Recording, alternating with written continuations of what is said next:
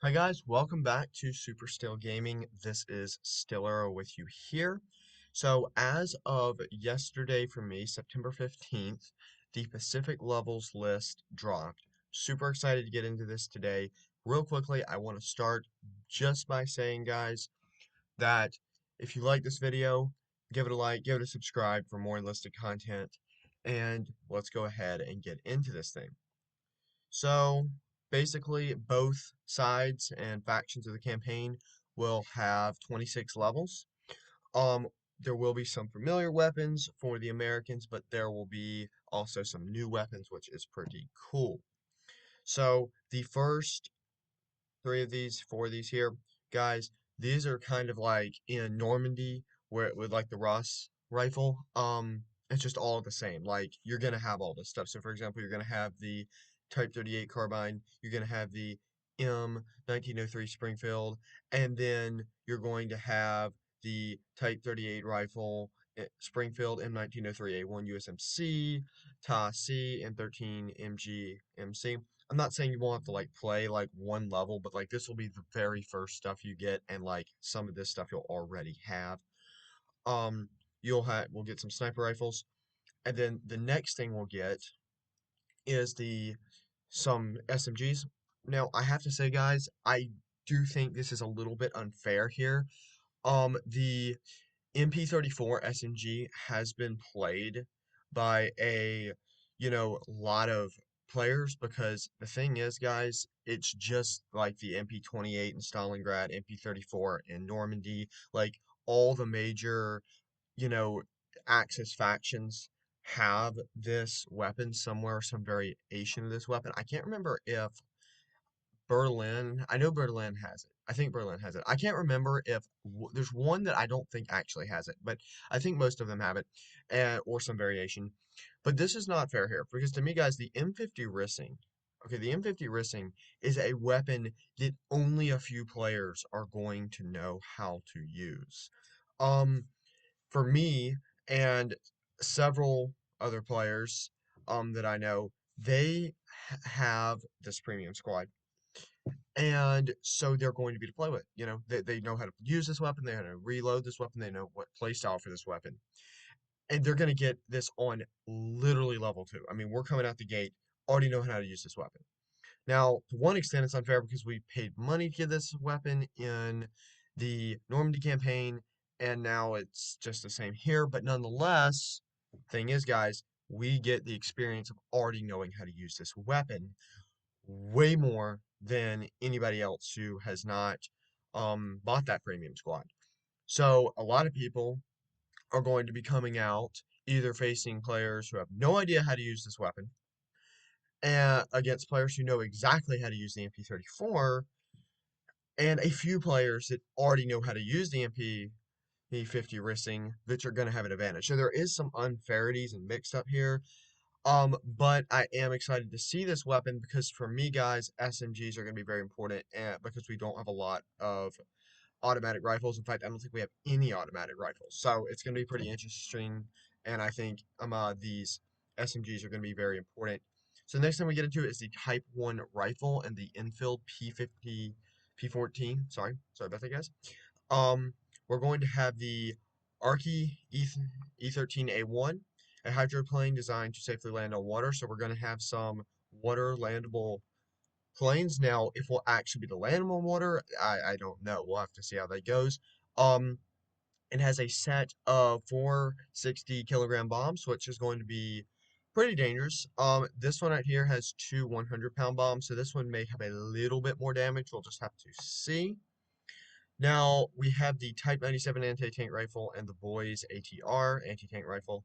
And basically, guys, I do think that far as anti-tank and like the armored side, the Japanese are going to have some slight advantages, especially seeing that they're going to have death on a stick, or yes, this right here. And I honestly think that's going to make it very difficult for, the Americans because all you have to do is run up and literally just hit this tank and bam, it's going to blow up. And we don't get a lot of really good tanks. Now, I will say, so real quickly, guys, we get the Type 100 SMG. Here's a picture of that. And we all know what the M3 grease gun looks like. We have the Type 11 LMG and the Browning M1918. We have the Type 989 mortar. Now, this is interesting because this is actually, guys, a infantry mortar, where this is an anti-tank mortar. I do think in this particular campaign, maybe I'm wrong, but I think that mortars are going to be very important because for me, if we're trying to get a point and it's kind of jungle, being able to lay down some serious mortar fire and blowouts and of those smaller towns could be a very, very helpful thing. Um, we get the HA Go. This is a very, very, very powerful tank. So is this, seeing that like these are the only two major tanks.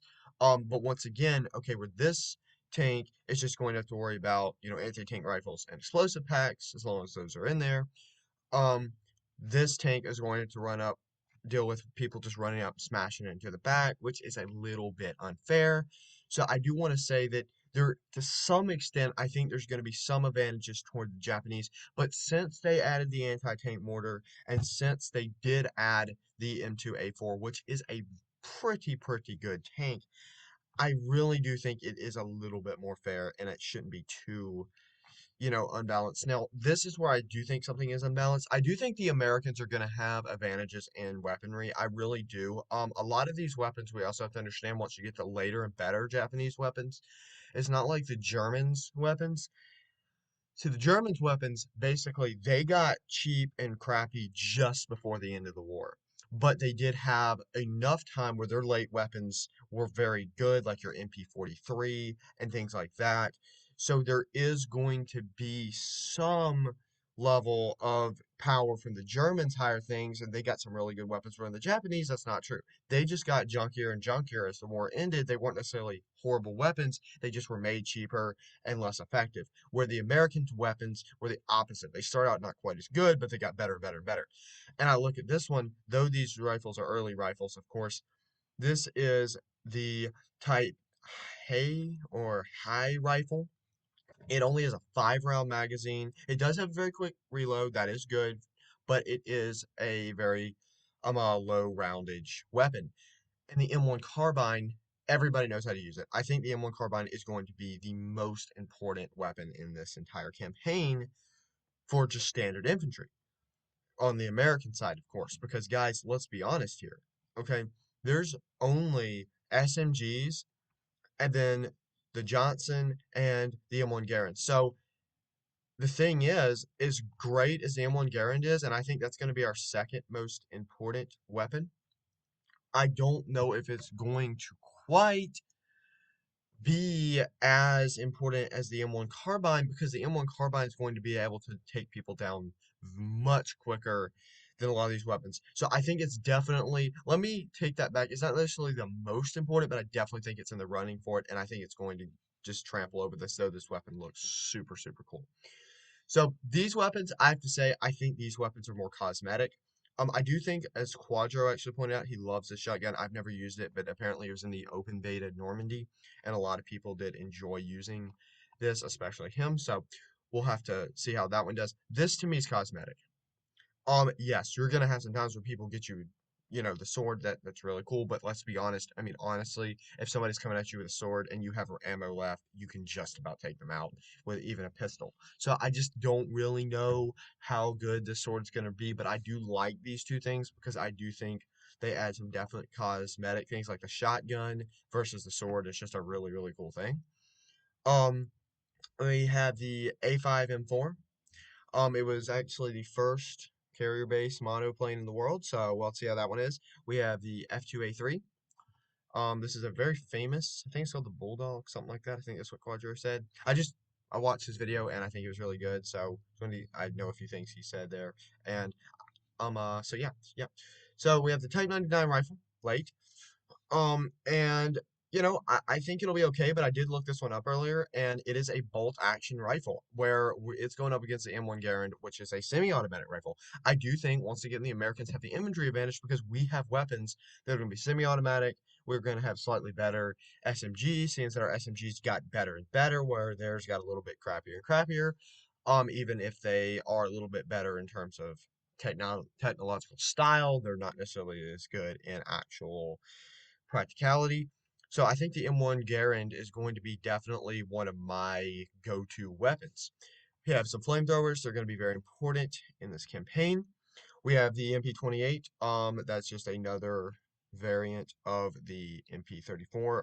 Unless this is something different, but I don't think it is. Um, we have the Owen Mark 1 42. This weapon I'm super excited to use. It's kind of like a really weird version of the Sten, so I think it might be super cool to use. The D3A1 versus the SBD3. I think these are going to be two new planes. We're going to have the Type 38 rifle with grenade discharger and the Springfield M1903 with grenade launcher. These two weapons I will not use unless they are just for whatever reason critical, because for me, guys, by the time I get to this point, I'm going to have the M1 carbine, I'm going to have the M1 Garand, I'm going to have my squads outfitted with those, and the last thing I'm going to do is replace it with the Springfield again. I just don't see the advantage in that, unless for some reason it's just a lot better weapon than I realize. We will get some sniper rifles. I do think the sniper rifles on the American sides once again shifted to Springfield. M1903A4 is a very good sniper rifle. I just absolutely love the Springfield sniper rifle. It's my favorite one so far. Obviously, we don't know how the Type 99 sniper rifle and the Japanese sniper rifles will be, so they could be better. I'm just saying, from what I understand, I think these are going to be some pretty good sniper rifles. We're gonna have two more fighters. Obviously we're gonna have the legendary Zero, and we're going to have the Air Cobra. Sorry, guys. We're going to have the Type 97 LMG, and we're going to have the Browning M1 1918. Oh, sorry, it's the M1918. I always get those confused. A2. That's just going to be another BAR, which is going to be very good. We're going to have the Type 5 rocket launcher. I could never find this. I looked it up. I never could find this rocket launcher. So just like Quadro couldn't. So I have no idea where this is. I wonder if this was maybe supposed to be the Type 4. I don't know. I've never been able to find the Type 5. All right, so we have the Type Oz 2 rifle. So this is our first Japanese semi-automatic rifle I saw, other than this one up here. So I do think that it's going up against the Johnson M1941. I do have to say once again, this is one of those things, guys, where anybody who has the premium squad in Normandy is going to know how to use this weapon a lot more. For me, though, I would choose the Garand over the Johnson, unless it's just better in this campaign. I just think the Garand's a little bit better, but we'll see how that goes. We have the Kenai versus the M3 Stuart. Yes, the M3 Stuart will be pretty good. We'll just have to see how that goes. Like, honestly, with the armor, guys, I don't know how it's going to go. It depends on how the Death on a Stick piece of equipment works and how the American armor is able to fare against the enemy armor. Or Japanese armor, to be fair. We do have the Type 100 flamethrower and M2 flamethrower. We got some of those. Right here we have this. Now this I'm looking forward to using this. I'm planning on doing both campaigns. I kind of want to flip-flop between them and see if I can get through them. I'm pretty excited to try both of them. And this is a weapon I'm definitely looking forward to on the Japanese side. It has the very useful slow fire mode, highly recommended. I think it's funny how like they're highly recommended, but yeah, I really do like this weapon because for me, guys, a SMG with this slow fire mode here is going to be very dangerous. Obviously we have the M1A1 Thompson, which is going to be a beast. I don't know how it's going to stack up. Like the thing is, guys, it's difficult because we don't know how the Japanese weapons are going to stack up against the American weapons in this campaign. We know that by the time we got to 1945, the American weapons were a lot better, but let's be honest, we can't know how it's going to be in the actual game. We have the Type 96 LMG. It's going to be a very heavy LMG. I actually didn't know that. That was totally something Quadro looked up. All credit to him. But yeah, that's going to be interesting if they're running with it really fast. We have the Johnson M1941 MG. I am excited about this. It also has a very rare slow fire, automatic fire mode. Yep. But I am a little bit concerned that this particular weapon is going to be like one of those weapons you only have on like 5 guys. And how effective it's actually going to be, I have no idea. It's just our pre-order bonus.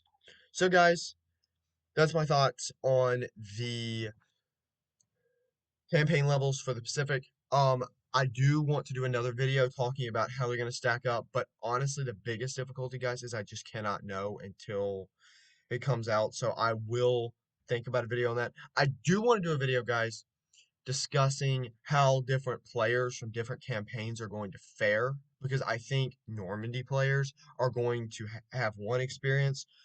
And when I say Normandy players, like, I mean dominant. So if I'm dominantly a Normandy player, I'm going to have one experience. And if I'm dominantly a Berlin player, I'm going to have a completely different experience.